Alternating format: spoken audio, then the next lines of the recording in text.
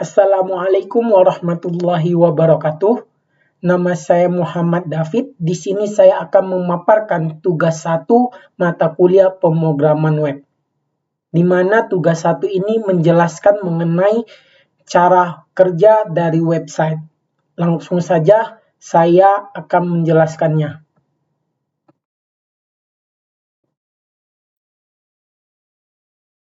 Pertama, kita akan berpikir bagaimana website dapat bekerja. Dari situlah kita bisa melihat pada gambar ini di mana pengguna akan mengakses suatu website berupa link URL melalui web browser. Kemudian si web browser ini akan mengirimkan permintaan dari user berupa HTTP, permintaan HTTP kepada web server melalui layer-layer TCP IP. Kemudian si web server ini akan memberikan ke web files jika ada. Jadi si web server ini akan mengecek dulu apakah web yang diminta oleh pengguna atau ada atau tidak. Ketika ada, si web files ini tidak langsung ditampilkan ke pengguna, tetapi si web server ini akan memberikan kembali ke web browser melalui TCP IP juga dengan HTTP responnya. Kemudian si web browser ini yang setelah diterima filenya, dia akan mengirimkan si pengguna berupa display. Kita akan ngejelas secara umum cara kerja website itu biar kita mempermudah kita. Yang pertama itu informasi web disimpan dalam dokumen dalam bentuk halaman-halaman web. Kemudian halaman web tersebut disimpan dalam komputer server web. Ketiga, di pihak pengguna ini ada komputer yang bertindak sebagai komputer klien, tempat pemrograman, tempat program membaca halaman web. Kemudian si browser membaca halaman web yang ada di server web.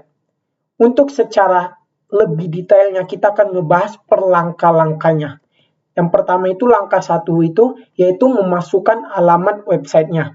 Jadi pengguna akan membuka browser web di laptop atau di smartphone-nya, kemudian akan memasukkan alamat website yang diinginkan. Setelah itu kita akan melakukan resolusi DNS.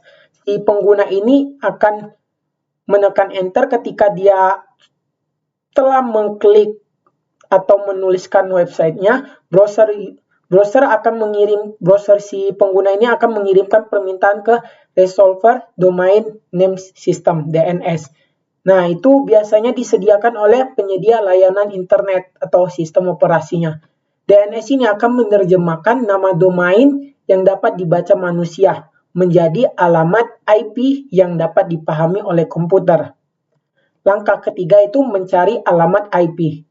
Si DNS ini akan mengirimkan permintaan ke servernya untuk mencari alamat IP yang terkait atau berhubungan dengan nama domain yang dituliskan oleh si pengguna. Kemudian si server ini akan merespon dengan alamat IP yang merupakan serangkaian angka yang dipisahkan oleh titik. Kemudian akan melakukan ensec TCP. Si browser pengguna ini akan membuka koneksi dengan server web, kemudian menggunakan alamat IP yang udah diperoleh tadi. Kemudian koneksi ini dibuat menggunakan TCP yang memastikan bahwa data dikirimkan dalam urutan yang benar. Langkah ini melibatkan komunikasi 3 arah antara browser user dan server webnya. Ketika browsernya mengirimkan paket sinkronisnya ke server web melalui koneksi, si server web ini akan merespon dengan paket sinkronis acknowledgement yang mengakui permintaan user dan mengirimkan paket SYN sendiri.